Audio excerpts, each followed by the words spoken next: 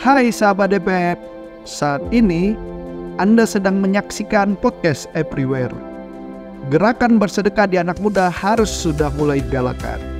Bersamaan dengan berkembangnya semangat hijrah, gerakan-gerakan dakwah yang ada dimotori oleh sedekah dari mereka. Bersama Kang Rensu, kali ini kita akan melihat sejauh apa perkembangannya.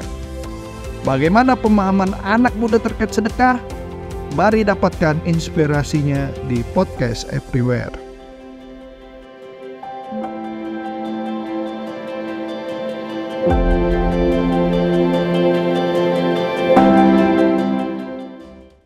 Assalamualaikum warahmatullahi wabarakatuh. Alhamdulillah, sahabat Lases DPF kembali lagi di podcast Everywhere. Beberapa waktu lalu kita sudah sedikit ngobrol-ngobrol dengan seorang pendakwah muda dari Bogor yang mendirikan Teman Hijrah, yang bergiat di Teman Hijrah. Nah, kali ini alhamdulillah kita berkesempatan lagi buat ngobrol-ngobrol sedikit dengan Kang Rensu. Langsung kita sapa aja.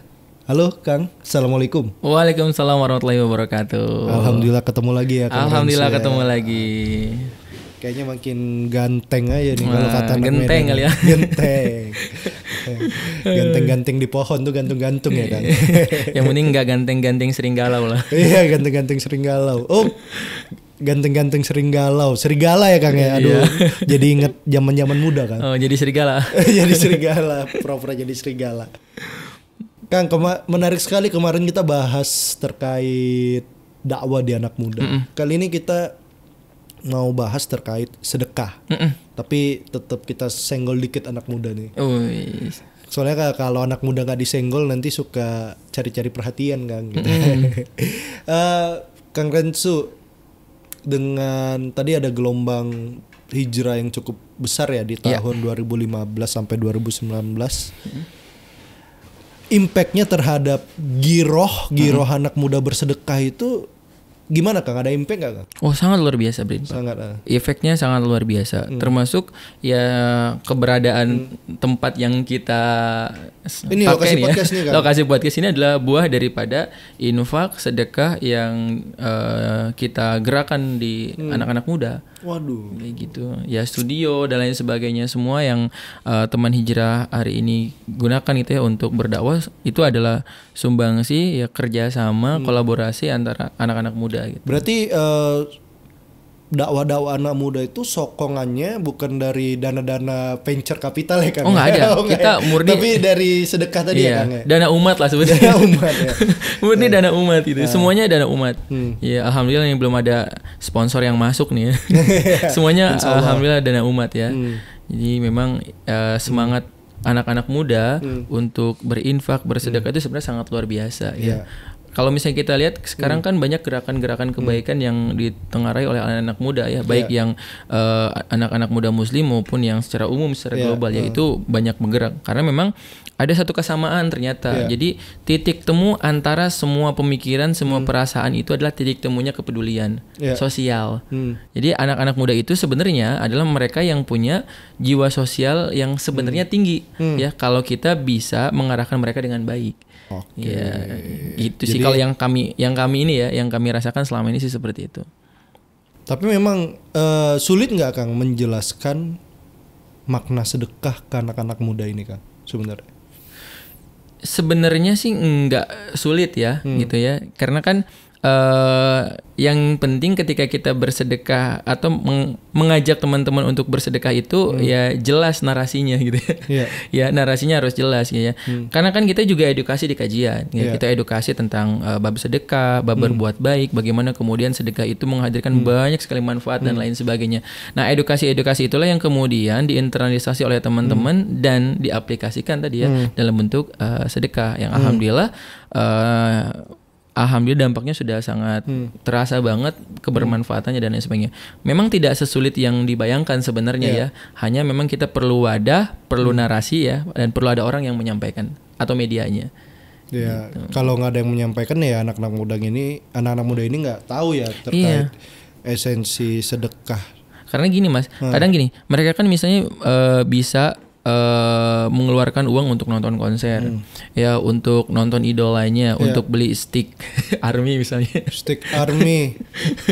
Ya kan harganya mahal ya.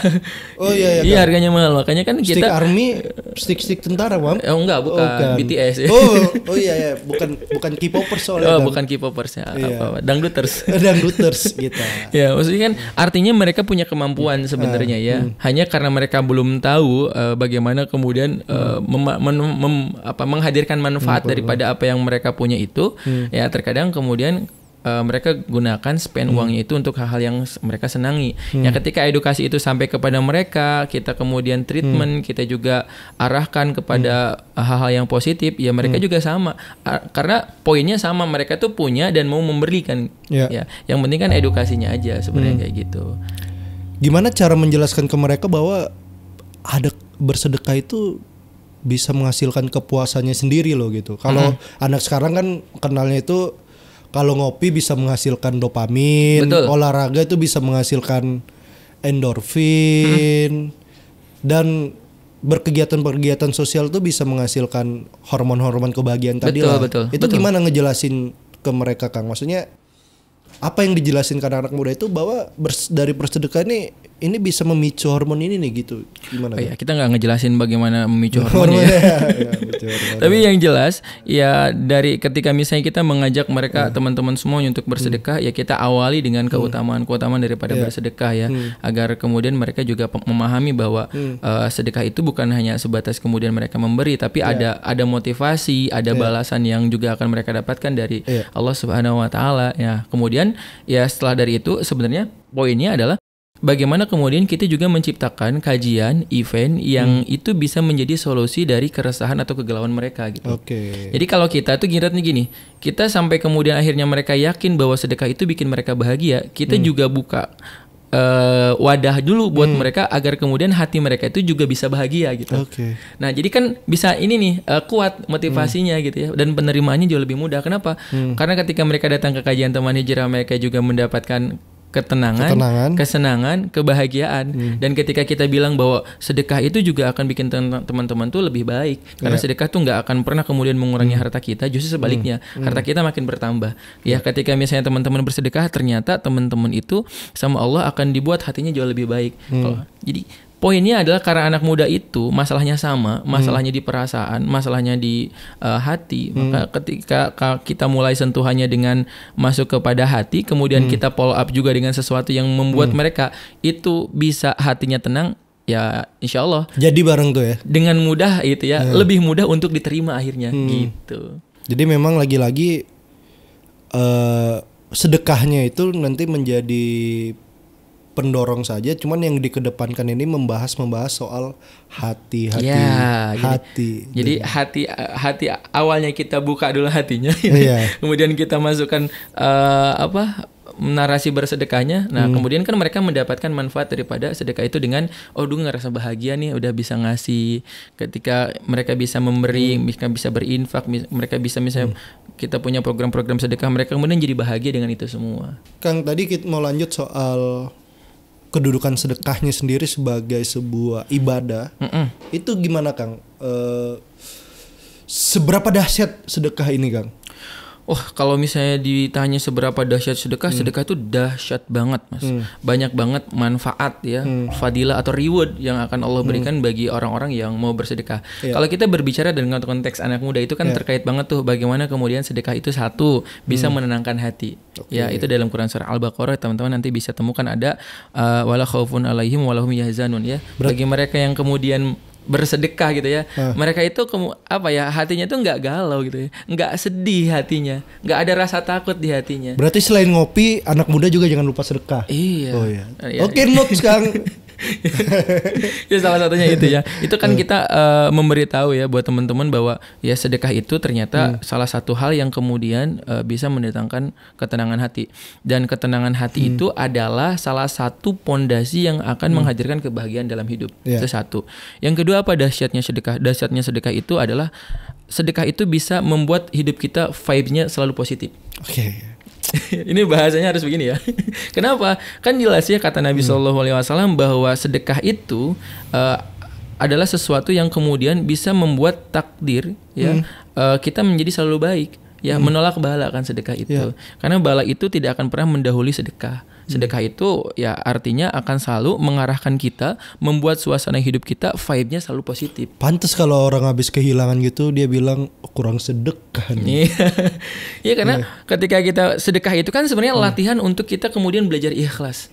Kita dititipin sama Allah, tapi kemudian kita berusaha untuk kita ngasih deh. Ya, sama orang-orang terdekat, sama orang yang membutuhkan gitu ya. Nah itu kan perlu keikhlasan, perlu kerelaan. Kerelaan itu kan letaknya di hati. Ketika kita mau bersedekah, satu step nih, kita belajar untuk bagaimana kemudian hati kita menjadi lebih ikhlas. Ikhlas kemudian yang membawa kepada ketenangan hati tadi. Merelakan sesuatu yang sebenarnya kita tahu itu milik kita, tapi kita harus lepasin ya Kang. Nah, poinnya kan untuk anak-anak muda ketika dia bisa memberi, hatinya udah mulai lapang berarti. Nah gitu, itu dahsyat yang kedua tadi tuh. Jadi vibe-nya selalu positif. Yang ketiga apa? Vibe lagi. Dahsyatnya sedekah apa? Yang membuat harta kita, rezeki kita ya jadi makin berkah ya. Berkah itu artinya apa? Ya bertambah, bertumbuh, menghadirkan manfaat. Bukan cuma banyaknya doang yang bertambah, tapi bagaimana dari banyaknya itu kemudian menjadi manfaat. Buat kita jadi tambah soleh, tambah sehat, buat orang lain juga menghadirkan manfaat gitu ya. Ada banyak kebaikan-kebaikan yang kemudian bisa tumbuh dan hadir ketika kita bersedekah kepada Allah Subhanahu wa taala. Nah, kira-kira 3 hal itulah yang mungkin ya menjadi salah satu yang dahsyatnya sedekah. Menjadikan sedekah itu bukan cuma dahsyat tapi luar biasa banget. Boom lah pokoknya gitu. Berarti memang kalau tadi dengan kaitan dengan ikhlas, salah satu latihan kita untuk ya kita nggak tahu titik ikhlas itu ada di mana. Betul. Salah satu latihan kita untuk bisa menuju ikhlas tadi itu adalah dengan sering-sering bersedekah ya Kang. Salah satunya itu. Karena sedekah itu kemudian melatih diri kita bahwa apa yang kita miliki itu bukan milik kita. Ya, apa yang melekat di badan kita itu kan bukan punya kita, ya. Ya, sejatinya itu kan punya Allah. Ketika Allah memerintahkan nih untuk bersedekah, ya kemudian kita bersedekah, kita mulai menyadari bahwa ya apa yang kita punya itu bukan milik kita. Nah, ketika kita menyadari bahwa apa yang kita punya bukan milik kita, lantas hati kenapa harus ngerasa memiliki? Lahirlah kemudian keikhlasan di situ. Lahirlah kemudian ya ketenangan di situ. Jadi kalau misalnya kita mau belajar ikhlas ya belajarlah untuk kemudian melihat bahwa apa yang kita punya selama ini itu bukan milik kita, tapi miliknya Allah Subhanahu wa taala. Ya fokusnya ya di Allahnya, bukan di milik kitanya. Iya. Gitu.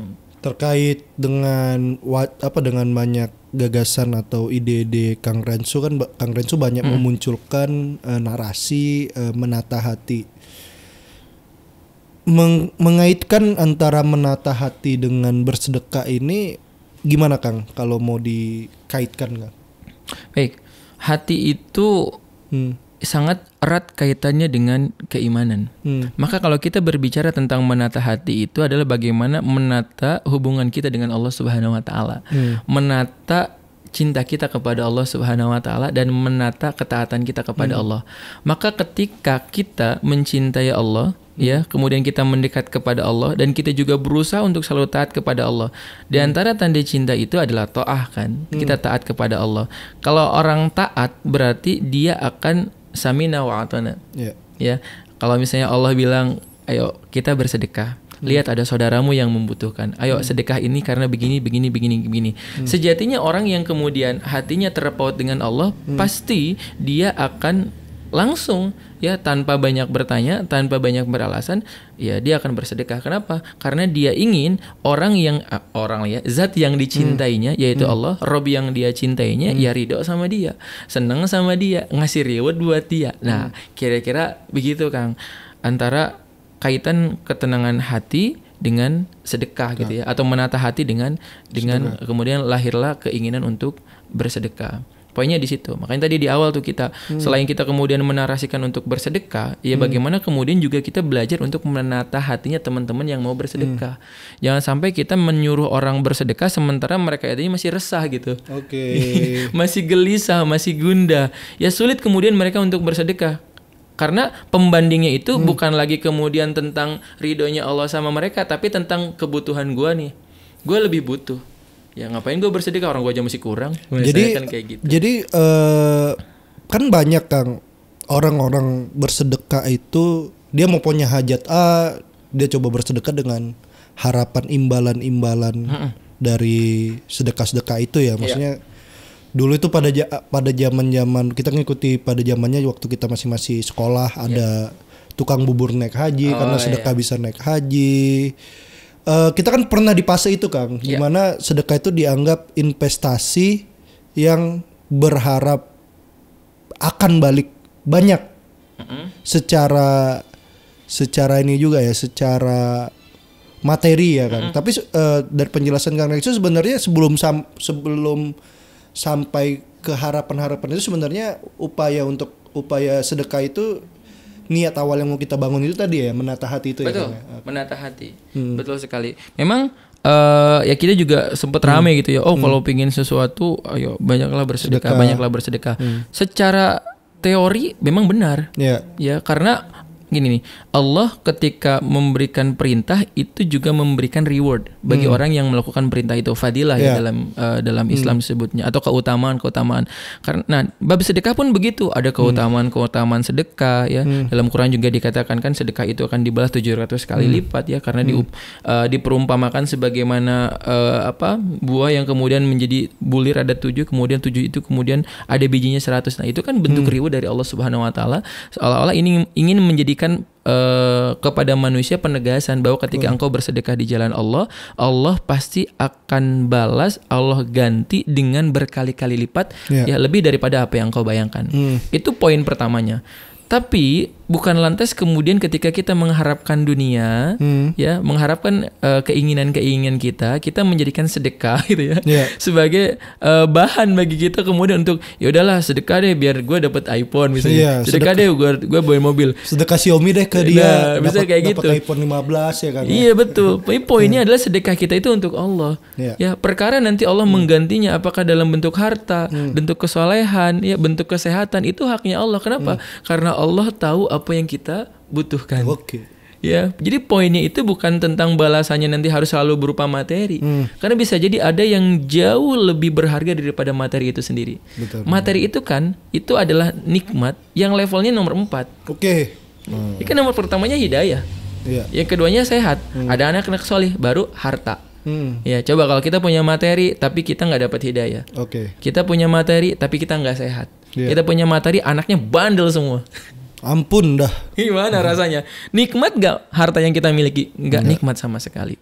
Nah, jadi keutamaan sedekah itu adalah bagaimana kemudian membuat hidup kita itu lebih baik ya, sesuai dengan memang apa yang kita butuhkan.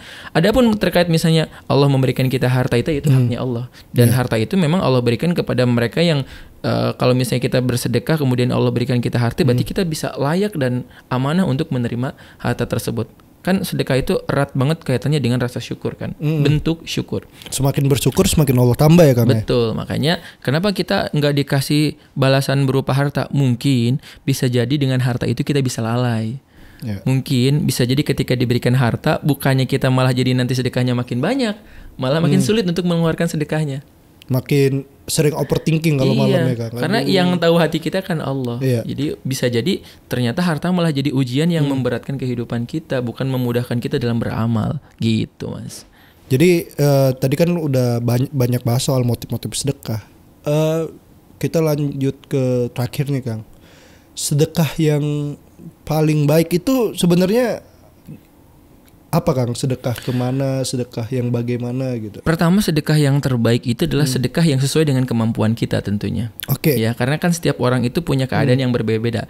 Jadi kalau misalnya dalam hadis itu kan ada sedekah yang terbaik itu adalah sedekah ketika kita susah. Maksudnya bukan berarti kalau lagi susah kita harus baru sedekah, enggak. Tapi maksudnya di situ menjelaskan tentang bagaimana ketika kita susah, kita bisa merelakan harta yang kita miliki sebagian untuk kemudian kita sedekahkan di jalan Allah, maka itu adalah keadaan terbaik yang mungkin itu tidak bisa kita lakukan ketika kita punya harta yang banyak gitu. Oke.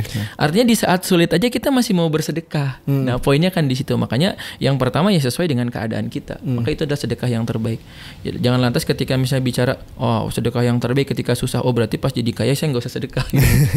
Gitu ya. Ya sesuaikan dengan keadaan, itu yang pertama. Adapun bentuknya apa? Bentuknya sesuai dengan apa yang kita miliki. Kalau kita punya harta, maka sedekahlah dengan harta. Kita nggak punya harta, maka sedekahlah dengan apa yang kita punya. Baik itu ilmu, itu tenaga, ya sumbangsi pemikiran, ya atau mungkin hanya sebatas kita berbalas senyum dengan teman-teman kita, itu adalah sedekah gitu ya. Maka itu adalah sedekah yang terbaik yang kemudian bisa kita hadirkan. Poinnya adalah bagaimana kemudian Allah memberikan keadilan kepada setiap hambanya untuk sama-sama bisa meraih pahala sedekah. Makanya sedekah itu konteksnya kan luas akhirnya. Benar kan. Bisa dengan senyum, bisa dengan zikir, bisa dengan duha, sedekah untuk sendi-sendi kita yang jumlahnya 360 gitu kan. Nah itu kan semua kemudian dinamai dengan sedekah. Agar apa? Agar menghadirkan rasa adil bahwa sedekah itu tidak harus selalu berbicara tentang harta dan orang kaya. Dan itu kan sahabat sempat protes terkait masalah itu. Ya, kemudian kemana sedekah yang paling utama? Maka sedekah yang paling utama diawali dengan apa? Orang-orang terdekat. Karena jangan sampai kemudian orang yang jauh kita santuni, orang yang ada di rumah kita justru menderita. Ya, itu kan nanti dakwah kita jadi tidak sempurna gitu. Karena jangan percaya sama orang itu.